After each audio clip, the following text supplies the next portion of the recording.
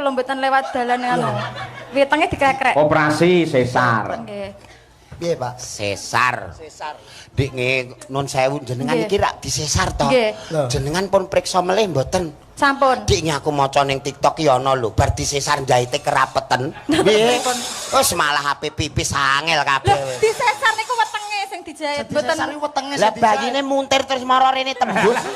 Lah kok iso iki piye iso? Alah ra. Apa nek bayi piknik ora? Kira-kira sampean biyen akhire iki kira-kira disesar apa lancar? Lah wong biyen urung usum urung usum dokter, urung usum puskesmas kok le. Lah iya terus. Begitu nglarani wong dalane elek, mak iki digendong bapak ora aku ceblok ning tebunan ngono kuwi.